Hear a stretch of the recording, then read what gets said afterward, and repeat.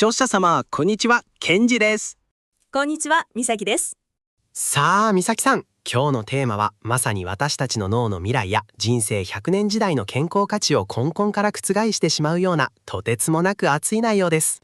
運動と脳の機能変化、特に卓球という身近なスポーツが私たちの脳に対して一体どれほどの凄まじい刺激と劇的な活性化をもたらすのか、その最新の科学的知見について徹底的にシンボリーしていきたいと思います。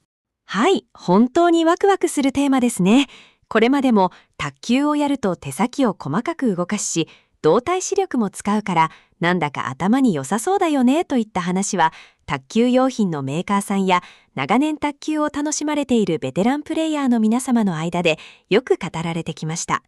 いわゆる長年の経験則とか体感的な健康論として親しまれてきたわけです。そうなんですよね。僕自身も温泉旅館で久しぶりに卓球を遊んだり、地域のクラブでラリーを楽しんだりした後に、すごく頭がシャキッとして仕事の集中力が増すような不思議な爽快感を体験したことがあります。でもじゃあ、具体的な脳のどの部位の回路がどう変化しているの？ジョギングや筋トレと何か違うの？と聞かれると、これまでは客観的な数値や科学的データで明確に説明するのは難しかったですよね。まさにそこなんです。その長年の疑問に対して歴的な一石を投じる革新的な出来事が起きました。元卓球男子日本代表監督として数々の快挙を導いた倉島陽介氏が設立した一般社団法人 T-NEXT と、慶應義塾大学の三倉康江教授が代表を務める先端脳科学ベンチャー株式会社ミッツテクノロジーズがタッグを組み、卓球による認知症予防改善に関する共同研究を発足させたんです。日本代表を率いたトップ指導者と慶應義塾大学発の最先端の科学ベンチャーの共同研究。これはもうスポーツ界と科学界が手を組んだ最強の奇跡のコラボレーションですね。PR タイムズで公表されたプレスリリースをはじめ、卓球専門メディアバタフライの卓レポ記事、さらにはラリーズや卓球王国といった主要メディアでも一斉に報じられ、大きな反響を呼んでいます。今回の研究では、世界的標準とされる超高輝度な研究用の脳波計を用いて、卓球を行う前と行った直後の脳電位の変化を正確に計測し、それをリアルタイムで可視化することに成功したんです。これまで経験論や感覚的な話にとどまっていた卓球は脳に良いという説が、ついにごまかしの効かない厳密な科学的データとして証明されたわけですね。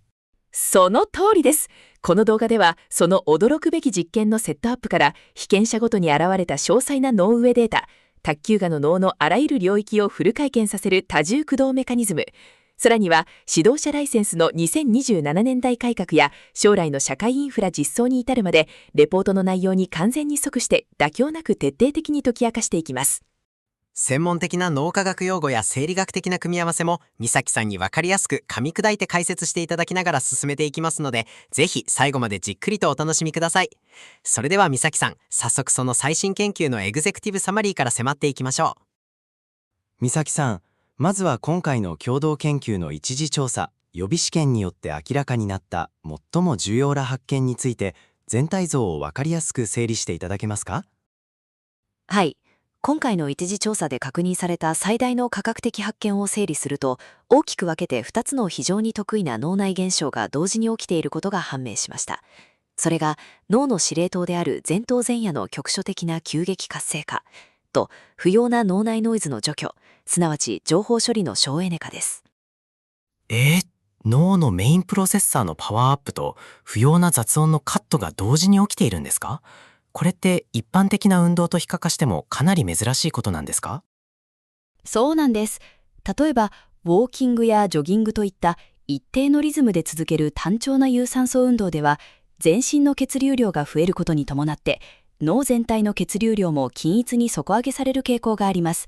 いわゆる脳全体の音量をまとめてあげるようなイメージですね。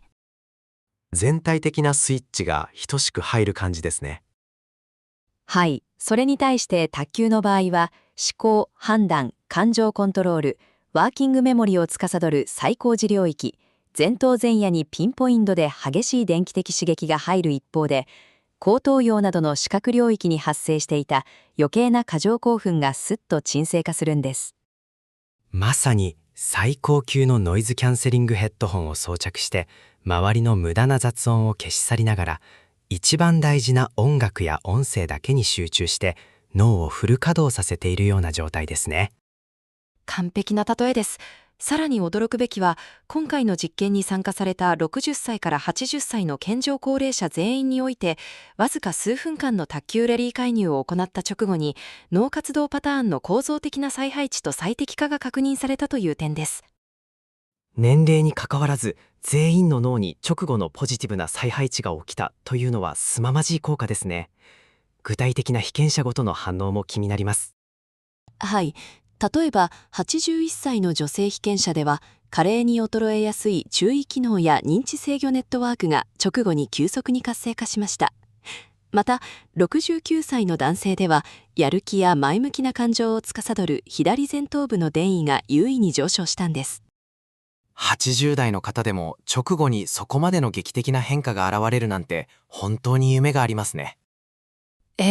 さらに69歳女性では、後頭葉の過剰な脳内ノイズが減少し、リラックスしながら集中できる状態へ移行。74歳男性では、運動の計画や身体への指令出しを担う脳領域が同期し、脳から身体への神経伝達ルートがスムーズに再疎通される様子が捉えられました。4人それぞれに対してこれほど明確で説得力のある脳の変化がデータとして証明されたわけですね。はい。これによって従来メーカーやプレイヤーが語ってきたこのラバーは打球感がいい、球の回転数がすごいといった技術論や道具論を超えて、卓球はいかに脳の神経ネットワークを再構築し若返らせるかという全く新しいウェルビーイング価値が確立されたのです。ここからは各論に入ってさらに深く掘り下げていきましょう。美咲さん、そもそもなぜ今この卓球×脳科学という取り組みが社会的にこれほど強く求められているのでしょうか。背景には日本が世界に先駆けて突入している超高齢世界の切実な課題があります。現在、認知症患者数だけでなく、その前段階である軽度認知障害 MCI やまだ自覚症状が出ないプレクリニカル期を含めた潜在的なリスク層が急速に増大しています。認知症対策はご本人やご家族の QOL、生活の質を高めることはもちろん、社会全体にとっても避けて通れない最重要テーマですよね。その通りです。年間数兆円規模に達する医療費や介護負担を抑制するためにも、国家的な最優先課題として予防策の確立が急務となっています。そこで最も効果的だと期待されているのが、日常生活の中で楽しく継続できる非薬物的な運動介入なんです。お薬だけに頼るのではなく、日々の生活の中で運動を楽しみながら脳の健康を保つアプローチですね。はい。そして卓球は昔から地力コミュニティ、高齢者福祉施設、温泉街などで愛されていて、卓球をやっているお年寄りはみんな頭の回転が速くて元気が、と現場では昔から言われていました。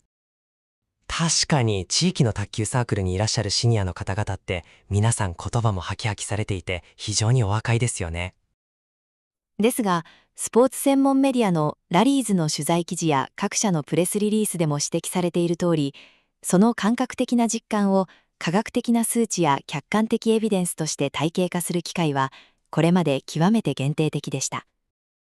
健康にいいらしいという漠然としたイメージにとどまっていて、医学や神経科学の観点から定量的に証明されていたわけではないんですね。そうなんです。そこで卓球界のトップとして現場を知り尽くした倉島陽介氏率いる T-NEXT と、先進的な脳波解析技術を持つ慶應義塾大学発の3つテクノロジーズが手を取り合い、感覚論を揺るぎない科学的データへと引き上げるプロジェクトを開始したのです。科学的データとして世界に認められるためには、どのような環境でどんな精度の測定を行ったかという実験プロトコルの妥当性が命になりますよね。誠にそこが今回の研究の説得力を支える最大の基盤となっています。今回の一次調査、予備試験は2026年5月24日に東京都内にある株式会社タマスの本社にて実施されました。卓球の世界的ブランドバタフライ展開しているタマシさんの本社ですね。被験者の方々はどのような構成だったのでしょうか。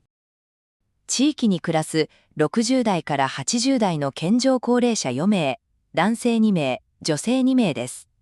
そしてここで絶対に注目していただきたいのが、実験に使用された測定デバイスのスペックです。今回の脳波測定には、オーストリアの G-TEC メディカルエンジニアリング社が開発した高精度脳波計 GUSB アンプが投入されました。GUSB アンプですか？一般には馴染みのない名前ですが、専門家の間ではどのような位置づけの機器なんですか？これは脳とコンピューターを直接つなぐブレインコンピューターインターフェース BCI 研究や最先端の神経科学実験において世界的標準機として君臨している超高精度な医療研究用デバイスです。非常に微弱な脳電位の変化も外部ノイズを極限まで排除して正確に捉えることができます。世界中のトップ研究者が信頼を寄せる本格的な機材を投入したわけですね。実験はどのような手順で行われたんですか？実験プロトコルは非常に厳密なシーケンスで設計されました。まず被験者の身体をほぐすウォーミングアップ、次に脳の基準値を測る安静時測定運動前、そして卓球ラリー介入、最後に介入直後の脳波測定という流れです。運動する前の脳の状態と卓球のラリーを行った後の脳の状態を全く同じ条件下で高精度の機器を使って比較測定したわけですね。これなら卓球介入による直接的な脳の変化がはっきりと浮き彫りにありますね。脳波の静データって素人が見ると波線が何行も並んでいて、どこがどう変化したのか理解するのが難しいイメージがあります。今回はどのように解析されたんですか？そこで決定的な役割を果たしたのが、慶應義塾大学の三倉康江教授が代表を務めるミッツテクノロジーズ独自の生体信号可視化技術、バイオインテリジェンスです。バイオインテリジェンス、名前からして SF 映画に出てくるような高度なテクノロジーですね。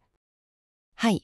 高精度脳波計 GUSB アンプから得られた多チャンネルの複雑な脳電位信号から周波数帯域ごとのパワー値をリアルタイムで抽出し、頭皮上の電位分布を視覚的に描出する頭皮電位分布マップトポマップとして多次元解析を行いました。トポマップ、頭のどの領域がどのくらい活性化しているかがサーモグラフィーのように色のグラデーションで一目でわかるようになるわけですね。その通りです。このバイオインテリジェンス技術によって前頭葉のどの部位が活性化したか、後頭葉の不要な波形がどう鎮静化したかが主観や感覚ではなく、誰の目にも明らかな数値とカラーマックとして提示されたのです。これによって先ほどのお話にあった前頭前野の局所活性化やノイズキャンセリング現象が客観的な科学的事実として立証されたんですね。では具体的な脳波解析に結果について詳しく伺っていきましょう。卓球のラリーを行った直後、被験者の脳内では具体的にどのような変化が生じていたのでしょうか。トポマップの解析により、卓球介入直後において全被験者の脳活動パターンに構造的な活性化が確認されました。中でも特に顕著だったのが前頭前野プリフロンタルコーテックスにおける局所脳波パワーの急激な上昇です。前頭前野というと脳の中でも人間らしさを司る最も高度な部分ですよね。その通りです。前頭前野は脳の司令塔やオーケストラの指揮者と呼ばれ、思考、意思決定、行動の計画、感情のコントロール、集中力、そして作業記憶、ワーキングメモリーといった最高次の高次脳機能を統括しています。加齢や認知症の進行に伴って真っ先に機能低下が懸念されるのがこの前頭前野ですよね。はい。認知症予防において最も守り鍛えなければならない本丸です。卓球のラリーではコンマ数秒という極小の時間の中で相手が打った球のコース、回転、スピードを判断し、どこへどう打ち返すかを瞬時に決断し続けなければなりません。まさに前頭前野がコンマ数秒単位でフル稼働を強いられるわけですね。そうです。この超高速な情報処理と即時決断の繰り返しが前頭前野の神経回路を強力にドライブし、急性の局所活性化を引き起こしたと考えられます。先ほど出たノイズキャンセリング効果についてももっと深く解説していただけますか？脳が活性化する一方でノイズが消えるというのは神経科学的にどういうメカニズムなんですか？ここが今回の研究における非常にエレガントで興味深いポイントです。バタフライのタクレポや PR タイムズの資料でも大きく取り上げられていますが、一般的な運動では脳全体が均一に興奮してしまい、情報処理の効率という点では無駄が生じることもあります。全体の血流量が増えて脳全体が生きんでるような状態ですね。はい、それに対して卓球介入では前頭前野の局所的なパワー上昇と同時に後頭葉、視覚野などにおける過剰な無駄な興奮の抑制が観察されました。これは脳が外部刺激に対して無駄にエネルギーを消費するのをやめ、最小限のエネルギーで最大の処理を行う省エネ化を達成したことを意味します。なるほど。無駄な肩の力が抜けて本当に必要な情報だけにフォーカスできている状態ですね。スポーツ選手が極限の集中状態で体験するゾーンに近いのでしょうか。まさにゾーン状態の神経メカニズムそのものです。脳内の背景ノイズがカットされることで視覚情報が最短ルートで処理され、頭がクリアでリラックスしながらも最高の集中力を発揮できる状態へチューニングされるのです。ここからは今回の予備試験に参加された4名の被験者の方々の個別データについて神経心理学的な観点からさらにディープに解き明かしていきましょう。美咲さん、まずは最高齢である81歳女性のケースについて詳しく教えていただけますか？はい。81歳の女性被験者において最も顕著かつ劇的だった変化は、前頭葉領域における注意機能及び認知制御系ネットワーク、コグニティブコントロールネットワークの急速な再構築と活性化でした。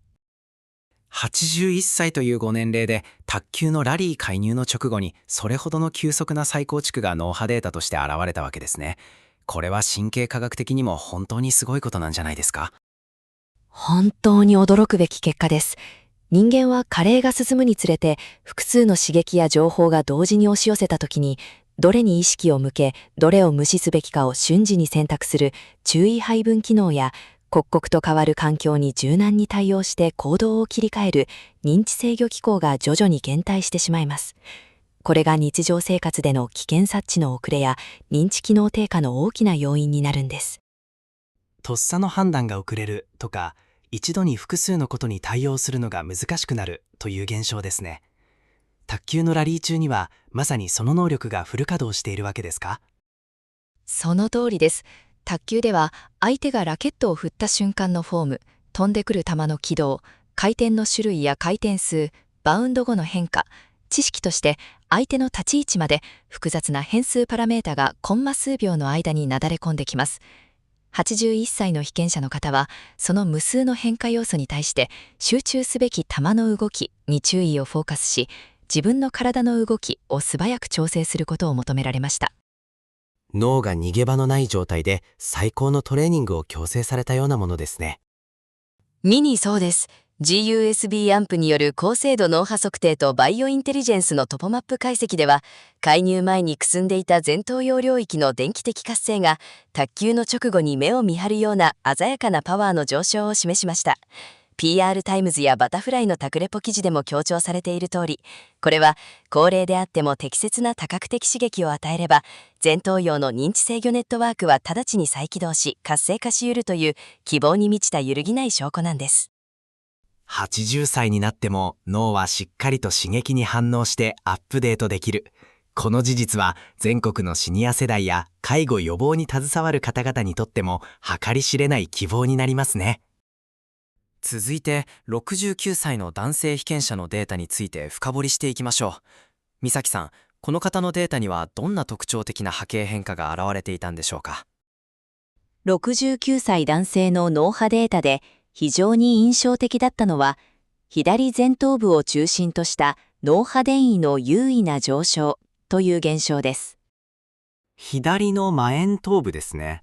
脳科学において前頭葉の右側ではなく左側が優位に高まるというのはどんな精神的・神経学的な意味を持っているんですか？脳神経心理学や情動神経科学の分野では、前頭部の非対称性理論という非常に有名なモデルがあります。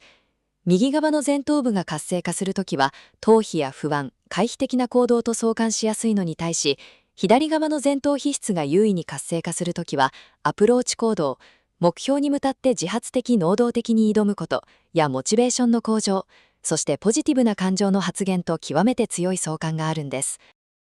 なるほど。いやいや体を動かしているのではなく、よーし打ち返してやるぞ。ラリーが続いてめちゃくちゃ面白いぞ。という内側から湧き上がる前向きな意欲や楽しさが脳波にそのまま現れているんですね。まさにその通りです。単に義務感で筋トレをしたり、機械的に足を動かす運動では、ここまでの左前頭部の優位な活性化はなかなか起きません。卓球というゲーム性、相手とのやりとり、成功体験が脳内のドーパミン作動系をはじめとする意欲情動系、報酬回路をダイレクトにドライブしたと考えられます。ラリーズや卓球王国などの取材記事でも語られているように、運動が長続きしない最大の理由はつまらないからですよね。でも卓球は脳のモチベーションスイッチを直接オンにしてくれるから、無理なく楽しく続けられるわけですね。高齢者の認知機能低下や認知症予防において、うつ傾向や意欲低下、アパシーを防ぐことは極めて重要な予防課題です。左前頭部を活性化させ、前向きな情動を呼び起こす卓球のこの効果は、心の健康と認知機能の両面を支える強力な武器になると言えます。次に69歳の女性被験者のデータ解析に移りましょう。美咲さん、この方のデータにはどのような変化が見られたのでしょうか。後頭葉、視覚野における過剰な情報処理負荷の著しい低下という現象でした。後頭葉の負荷が下がる。一見すると脳が働かなくなったのかなと勘違いしそうですが、これこそが前半でも話題に出たノイズキャンセリング現象の決定的な証拠なんですよね。その通りです。ここを正しく理解することが非常に重要です。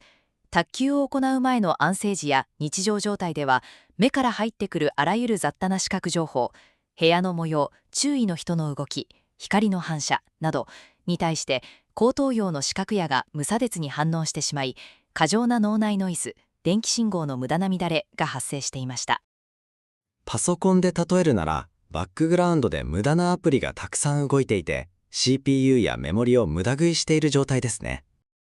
見事な例えです。脳が視覚処理に無駄なエネルギーを使いすぎて疲弊していたわけです。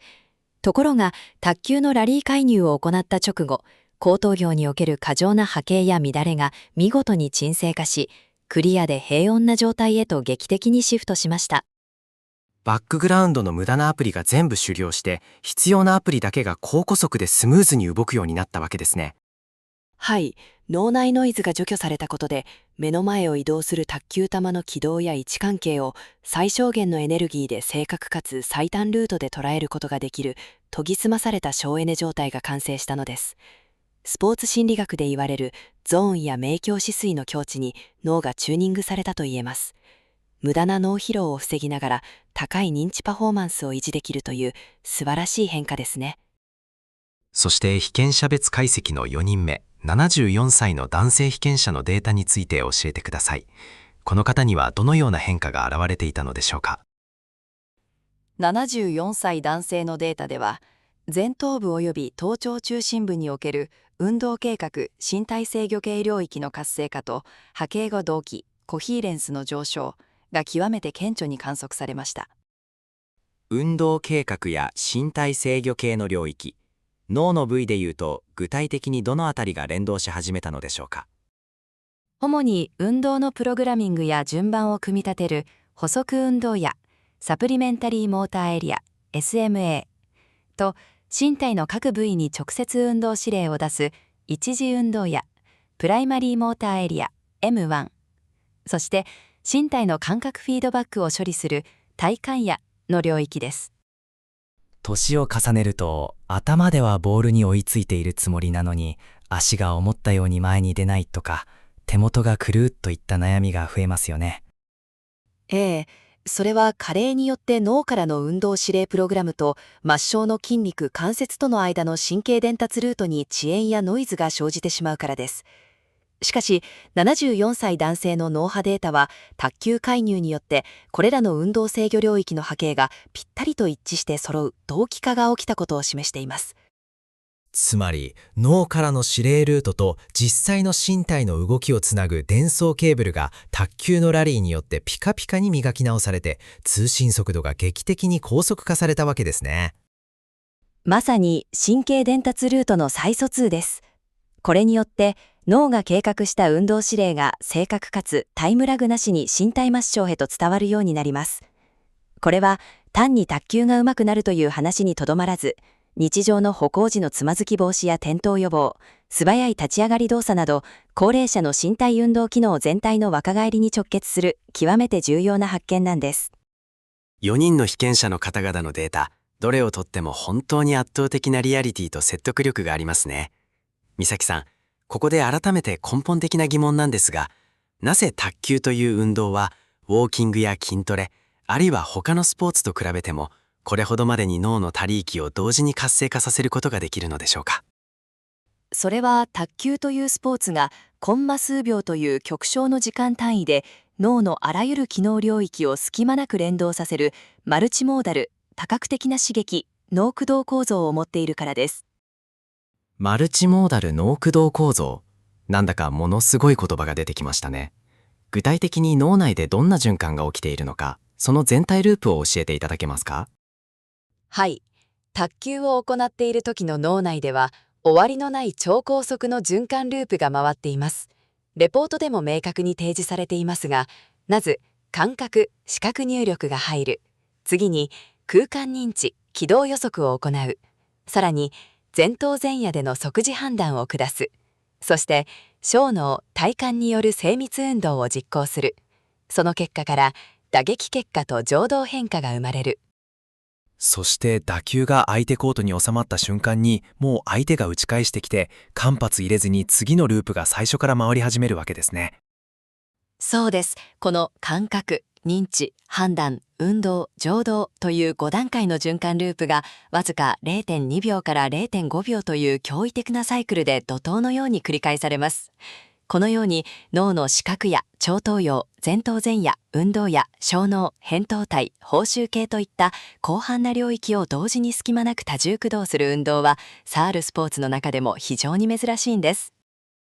その驚異的な多重駆動ループをさらに細かくパーツごとに分解して解剖していきましょう。美咲さん、まずは第一段階の感覚知覚入力と空間認識の連動について教えてください。卓球台の長さはわずか 2.74 メートルしかありません。この非常に狭い空間を相手が打った小さなピンポン玉が飛んでくるわけですが、プレイヤー体感の相対スピードに換算すると、なんと体感速度で時速100キロから120キロ以上に相当します。わずか 2.74 メートル先から時速100キロオーバーの体感スピードで球が迫ってくる。ものすごい緊迫感ですね。しかも球は単にまっすぐ飛んでくるだけでなく、猛烈なバックスピンやトップスピン、横回転がかかっています。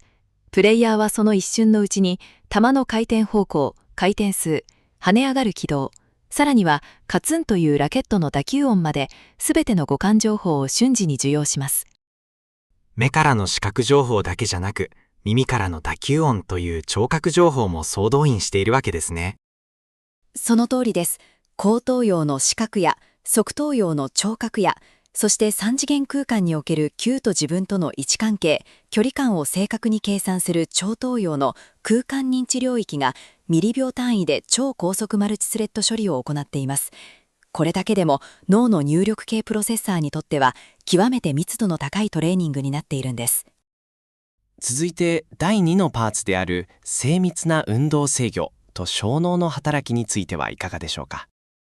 卓球は一見すると手先だけで打っているように見えがちですが、実際には1メートル四方ほどの小強なスペースの中で細かなフットワークと微細なチップ足の体重移動を絶え間なく行っていますよね。はい、足腰の細かなポジショニングや体幹の軸がぶれないことがすごく重要になります。そしてラケットの面をほんの1ミリ角度を変えるだけで、球はテーブルを大きく外れて飛び出していってしまいます。この超精密なラケット角度調整とスイング軌道の制御を担っているのが、前頭運動野や小脳、そして姿勢反射を司る脳幹部です。ここで脳の後ろにある小脳が決定的な役割を果たすわけですね。はい。小脳はフィードフォワード制御。あらかじめ動きの軌道を予測して身体の各部位に微小な修正指示を送り続ける仕組みを担っています。卓球の目まぐるしいラリーは小脳や脳幹部の動的バランス機能をフル回転させ、加齢に伴う転倒リスクの大幅な軽減や動的バランス感覚の維持向上に絶大な効果を発揮します。さらに第3のパーツである頭脳線高次認知の判断と情動報酬回路のメカニズムについて解説をお願いします。ここが卓球の真骨頂であり、最も知的な部分です。単に飛んでくる球を機械的に打ち返すのではなく、相手の体の向きやラケットの振りからコースを予測する、相手のバック側へ深くついて隙を作るといった高度な戦術的即時判断を常に行っています。まさに時速100キロで走りながら超高速でチェスや将棋を指しているような状態ですね。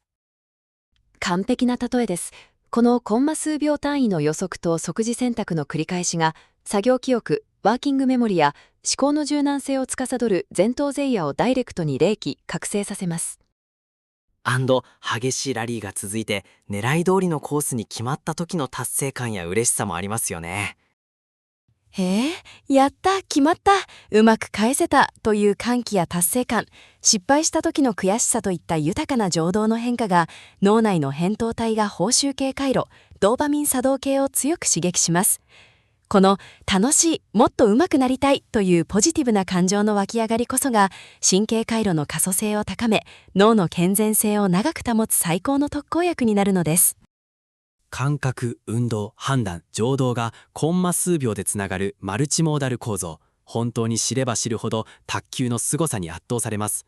美咲さん、こうした卓球の脳活性化効果は他の学術機関や研究論文などでも裏付けられているのでしょうか？はい。世界中の学術機関や研究者から数多くの裏付けデータが報告されています。例えば、日本卓球療法協会の研究発表や、第36回全国介護老人保健施設大会コンフィット資料における学術報告などでも、卓球運動を行うことによって小脳、中脳、脳幹部、そして前頭葉への脳血流量が飛躍的に増加することが実験的に実証されています。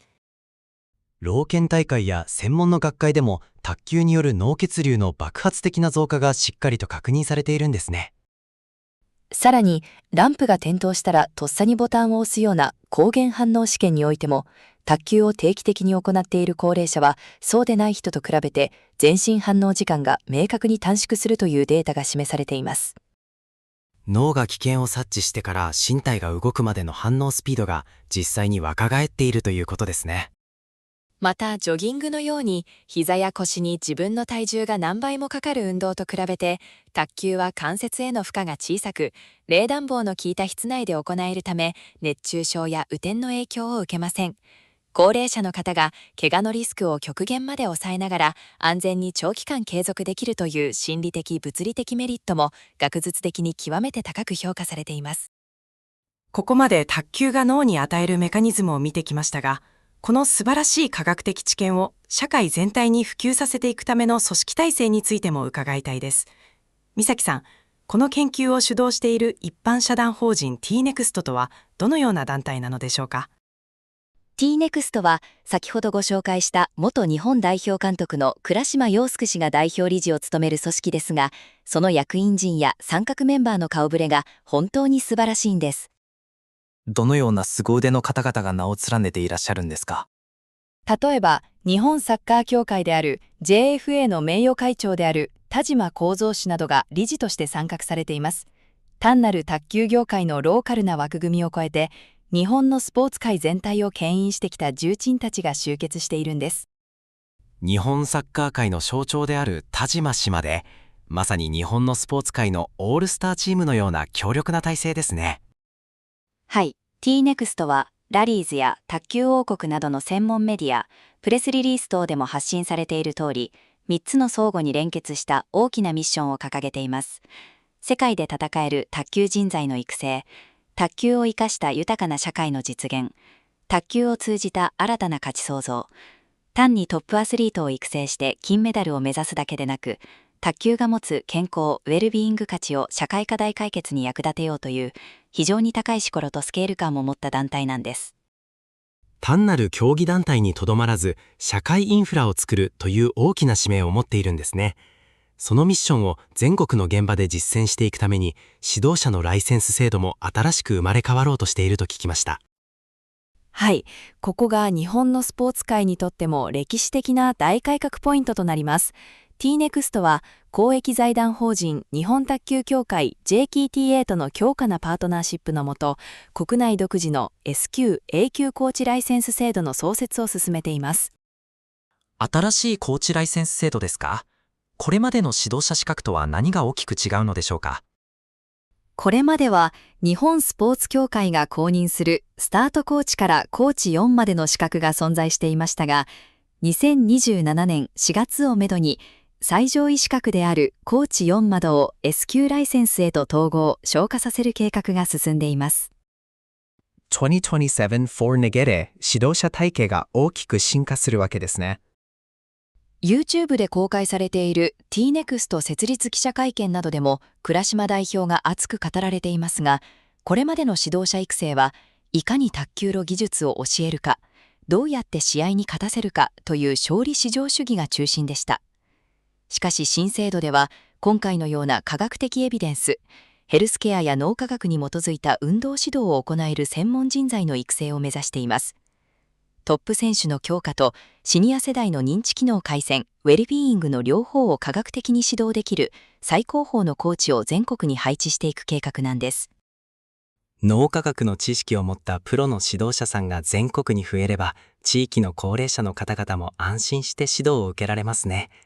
今後の研究の進展や具体的な社会実装のプランはどのように進んでいくのでしょうか。今回の予備試験の成功を受けて、次のフェーズでは軽度認知障害や MCI の予防や改善率を明確に可視化する本調査へと移行します。本調査、規模や検証の精度がさらにパワーアップするわけですね。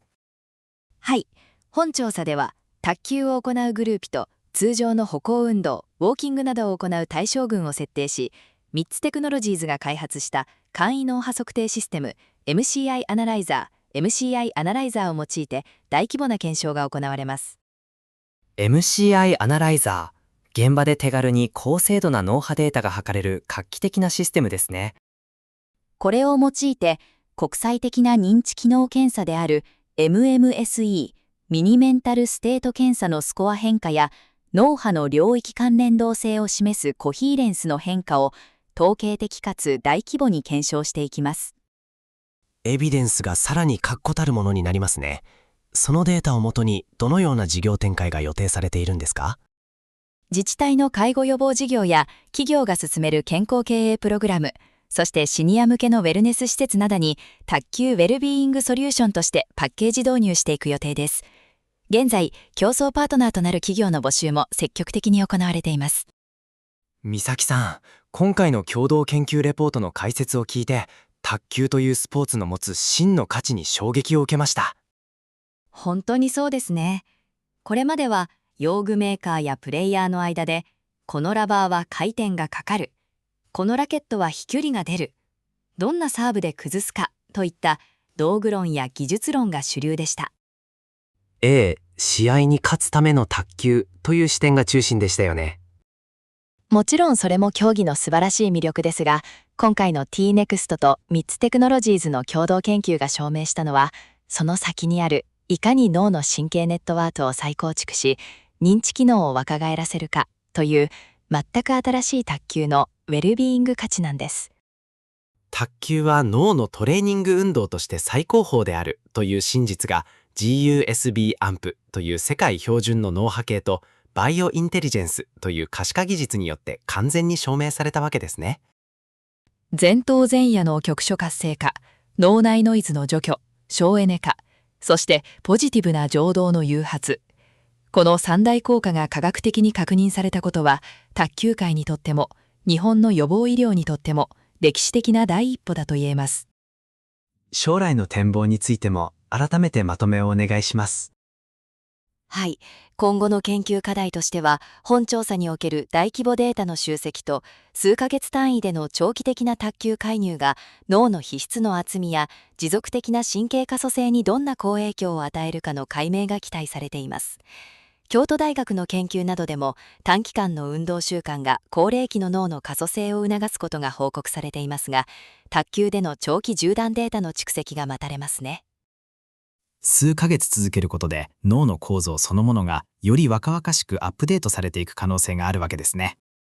その通りです。そして科学的知識を備えた S級、A 級ライセンスを持つ指導者の方々が全国に配置され、自治体や企業と連携していくことで、卓球は単なる娯楽やスポーツを超えて、日本の超高齢社会を支える次世代型ヘルスケアインフラとして定着していくはずです。卓球台が1台あれば、若者から80代のシニアまで楽しくラリーをしながら脳をどんどん若返らせることができる。こんなに素晴らしいソリューションはないですね。本当にそうですね。これからの展開がますます楽しみです。さあ、今回の卓球による認知機能活性化と認知症予防の真実、いかがでしたでしょうか。視聴者様もぜひ機会があれば卓球台に向かって脳のノイズキャンセリングと前頭前野のフル回転を体感してみてくださいね。それでは今回はこの辺りで締めくくりましょう。ご視聴ありがとうございました。